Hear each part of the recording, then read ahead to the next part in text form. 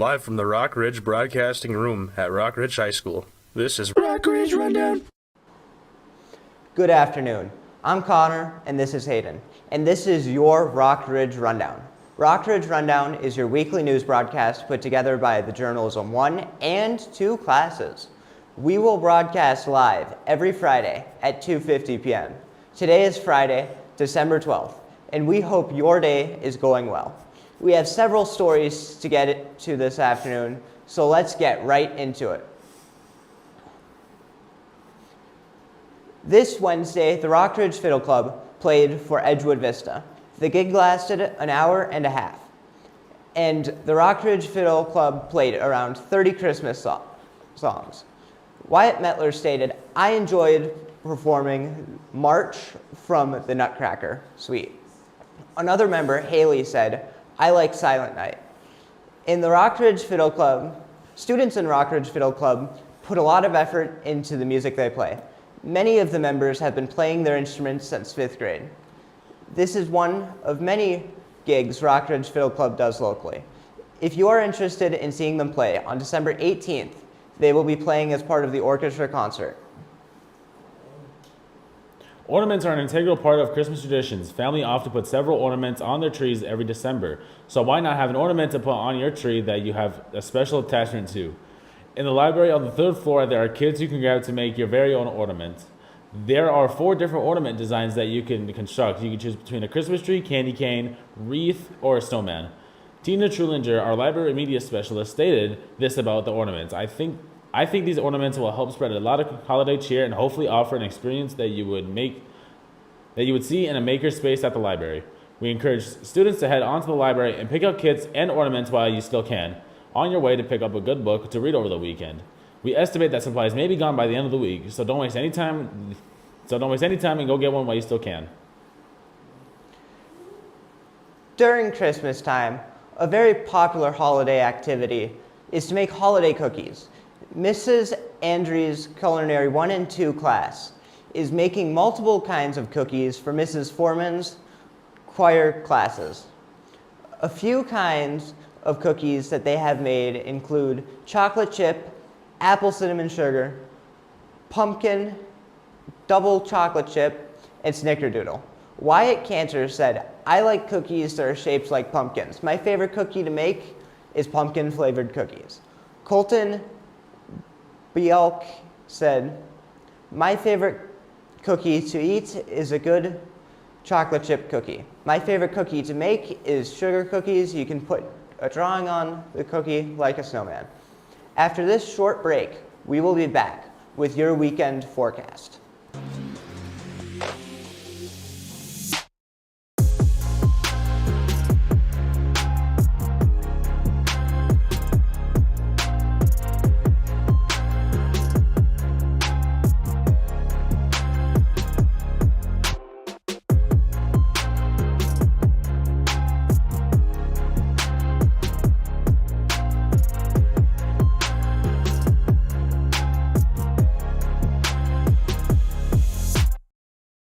Hello Rock Ridge, my name is Ethan and it's time to talk about the upcoming forecast. First off, we have today, Friday the 12th, which we will have a high of 13 and a frigid low of -8. Saturday will be freezing with a high of -1 and an Arctic low of -13 with the sun out. Sunday we will have slightly warmer with a high of 3 and a low of 11 and clouds. Sunday will be a lot warmer this coming weekend with a high of 16 and a low of 1 with clouds. Tuesday will be even warmer with a tropical high of 23 and a low of 7 with clouds. Wednesday and Thursday will both be blazing in the 30s with Wednesday at a high of 31 and a low of 22. Thursday will have a high of 33 and a low of 18 with a 30% chance of snow in the afternoon. Friday will sadly end our warm streak with a high of 10, a low of 7, and a 40% chance of snow in the early morning. That's all we have for you this week. Thank you for watching Rock Ridge Weather. Welcome to the Ridgewood Market.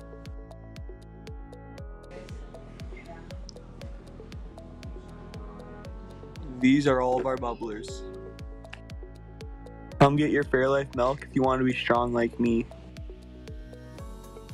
Come get your rain.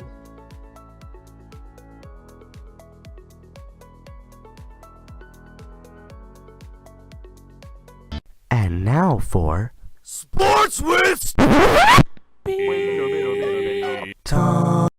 What's going on, Rock Ridge? We've got a lot to cover today, so let's get right into it. This last week, tons of sporting events have taken place, so let's dive right into this week's recap. The boys hockey team once again took another road trip up north to Warroad and Roseau to take on the Warroad Warriors and the Roseau Rams. On Friday, they took on the Warriors in a 3-1 defeat. The only goal is coming from senior center Kaz Carlson. The boys would be able to hold on to the lead until the third. Saturday, they then took on the Rams in an 8-2 victory. 2 goals coming from junior forward wing Cal Scott along with Kaz Carlson. The Rams would end up tying it until seniors Colton Bielke and Kaz scored 2. The boys would go into the third with the lead and they wouldn't look back. The girls team would be staying home, but would home ice advantage be enough? The girls would start their weekend against the Crookston Pirates in a 4-2 defeat at home. The only goals coming from junior captain Mamie Scott. They would play the following day at home again against the East Grand Forks Green Wave in another 4-2 defeat with goals from Kate Morley and Ava Venn. Tuesday, the girls would have a rematch with International Falls Broncos in a blowout 18-2 victory. They followed this up with a 3-3 tie against Cloquet Esco Carleton last night. Our Rock Ridge boys hockey team traveled to face off against the Andover Huskies at 7 p.m. on Tuesday. The boys were hoping to pull off a win to gain some momentum for the next game. Sadly, our boys lost to Andover 4-2 in a close, hard-fought game. Kaz Carlson opened the scoring in the first period with a power play goal. However, Andover would tie it up in the first with a power play goal of their own. In the second, Andover was able to pick up a goal, ending the period 2-1. Finally, in the third, the Wolverines were unable to even out the offensive pressure from Andover. The final score ended in a 2-4 loss for Rock Ridge. Senior defenseman Wyatt Frederick has some words about the game. Wyatt, how did you guys play? We played fine. Definitely not to the level that we know we can play, and we lacked a lot of grit and a lot of intensity. I understand. What were some challenges that you guys faced? We struggled with them. They constantly pressured. They had 2 guys on every single puck, and they won a lot of the 50-50 puck races, which lacked Yeah. time and I saw that there were a lot of penalties. How did those limit your ability to create scoring chances? I wouldn't say they limited our ability to score. The reffing went both ways. We had our fair share of power plays and definitely could have capitalized than we did. I understand. And then how's the energy feeling as we move into the bulk of the season? I think everyone's excited. Everyone's ready to go every practice. Everyone's excited to play every game.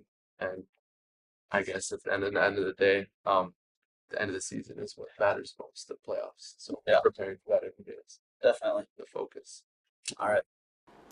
We wish our boys hockey team good luck on their upcoming games. The Rock Ridge boys basketball team had a game Tuesday night. The boys played Duluth East. It was an unfortunate loss of 67-48. We knew it was going to be a tough game to try and win. We need to take more shots when we have a chance from distance, says Junior Clark Johnson. When asked what the boys will be working on, Junior Beckett Engel said, "We will definitely be working on our passing and playing scrimmages to help us reduce turnovers." That was our main struggle against East. The boys returned to action yesterday against the Mesabi East Giants, where they would dominate in a 102-21 victory. The Rock Ridge Alpine Ski Team is having their first race of the season. The race will be hosted on our home hill on Innsbruck at Giants Ridge. After the flags and the forerunners, there will be an inspection of the course. Then in the morning race, followed with a potluck lunch with Hibbing and Rock Ridge, followed by another inspection, and then the afternoon race and awards. The race will include Rock Ridge, Cloquet Esco Carleton, Cook County, Denfeld, Duluth East, Hermantown, Hibbing High School, Marshall School, and Duluth. Coach Lance for the Rock Ridge Alpine Ski Team said we've had 3 good practices in on snow. I think that we are a young team and we're a good crew, and I think that everyone is ready to race. We are here at the school. We wish our team the best of luck on the hill today. Rip it up, Rock Ridge. The Rock Ridge girls basketball team played 1 game this week. They took on Duluth Marshall, in which the girls would suffer their first loss of the season. It was a 1-point game at half, the score being 42-41. But Rock Ridge couldn't hang on in the second half and would end up falling to Duluth Marshall 80-72. The leading scorer for Rock Ridge was Lexi Lampa, who had 22 points. The game also had some state attention where Strictly Minnesota, a social media producer with over 3 million followers through mainstream social media apps, was there to post highlights. And Strib Varsity, the sports section for the Star Tribune newspaper that is out of the Twin Cities, teamed up and came north for the highly anticipated game. We asked one of the spectators what they thought of the game, and they told us it was a hard-fought game, and the girls played really hard, but it wasn't the outcome we wanted, and I hope they can bounce back in a big way. The girls will look to achieve that bounce back next week on the road in Proctor on Tuesday the 16th at 7. Now we will present your upcoming sports. Tonight, boys and girls basketball play. Boys will be at home versus St. Thomas at 6:15, and girls will be away versus Cloquet at 7:15. Tomorrow, Saturday the 13th, boys wrestling has a home tournament starting at 9 a.m. On Tuesday, December 16th, both boys and girls hockey and boys and girls basketball will play at 7.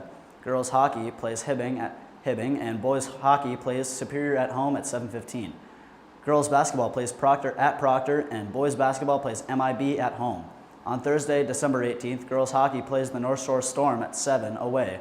And at 7, girls basketball plays Mesabi East at home, and finally, boys basketball plays Proctor at Proctor.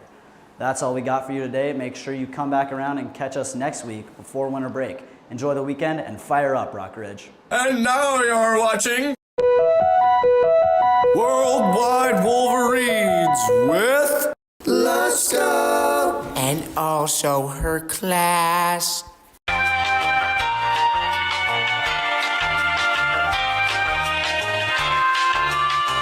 Good afternoon, Rockridge. Here we are in the Himalayan mountains, and today we will be exploring the legend of the Yeti. The Yeti's pretty much Bigfoot's snow cousin, right? Yeah, exactly. For centuries, people have claimed stories of a giant white furred creature leaving huge footprints in the mountains. People have reported up to 16-inch footprints, just like this one down there. Some people think he protects the mountains, and other people think he's just a big bear. People don't really know. Just like Santa, he only comes out when the snow's heavy, keeping his mystery alive. The Yeti also inspires stories around the world, like those of Bigfoot. And now for our special guest, the Yeti. Were those footprints really yours? Hello, Rock Ridge. Welcome to the high Himalaya. No, those footprints were not mine. They were my cousin's. Bigfoot's got a heavy step. Anyway, stay warm out there. Oops.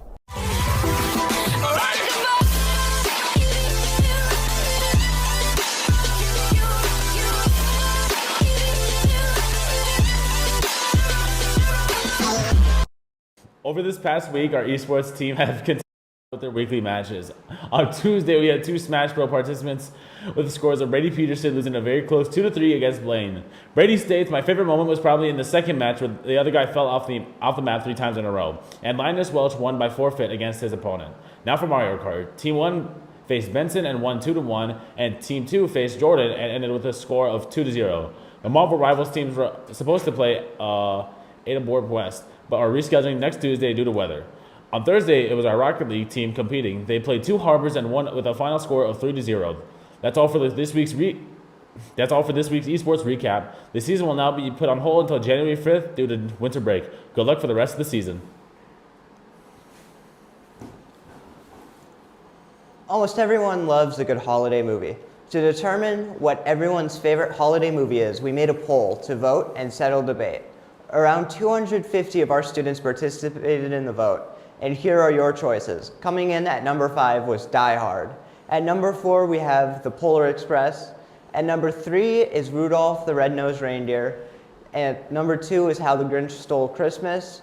And coming in at number 1 with the most votes, the fan favorite is Home Alone. Thank you to everyone who voted. We hope you guys get to watch tons of festive movies this holiday season. That's all we have time for today. Remember to catch your Rockers Rundown every Friday at 2:50 p.m. Thank you for watching and have a great weekend.